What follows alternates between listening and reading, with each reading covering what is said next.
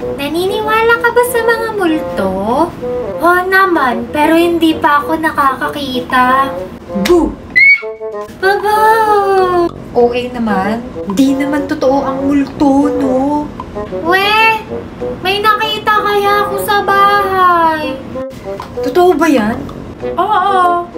Anyway, matakot kayo sa mga tao, huwag sa mga multo. Kaya pala sabi ng papa ko, umiwas raw ako sa'yo. Kasi chismosa ka daw, nakakatakot daw yun. Ah, ganon. Gusto mo bang may malaman na secret? Ano yun? Hindi ka totoong anak. Ampon ka lang. Ah! Few minutes later. Uy, Mari, anong ginagawa mo dito? Nakakagulat ka naman. Ano ba yan, Mari? Anyway, naghahanap ako ng costume para bukas. Same lang. Anyway, akala ko ba mayaman ka? Sabi mo ayaw mo sa mga ganito. Wala lang. Ano bang pakialam mo? Gusto ko lang ma-experience ang buhay ng mga mahirap. Tsaka obvious ba? Mukha bang may Halloween costume sa channel? Common sense. Chanel. Chanel. Whatever. Uy, Mari, ang cute, oh. Ito na lang costume ko. Bayaran ko na. Excuse me, ate, magkano to?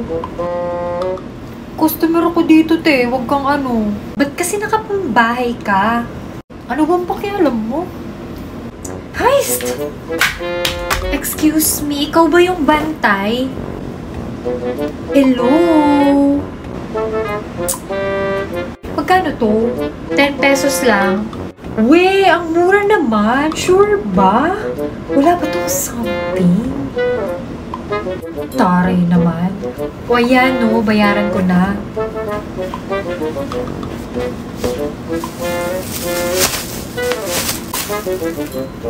Taray naman ng mga tindera dito. Buti pa dun sa Louis Vuitton, mabait yung mga tindera. Alam mo yung gusto ko sana magsabi ng, where's the manager? Can I please call the manager? Kaso wala nga palang manager dito. Louis Vuitton? Whatever. Tara na nga. Uy, ba't mo namura nun? Kasi di ba sabi ko sa'yo may third eye ako? May multong nakadikit dun sa damit. Excuse me, sana binenta mo naman ako ng mahal, no? Yung iba nga dito, pangit-pangit naman, overpriced pa. O sige na, bye. Alis na ako. Excuse me, bago lang ako dito. Ba't nandito yung favorite shirt ko? Louis Vuitton naman yun, mahal yun. Hello, nakikita mo ba ako?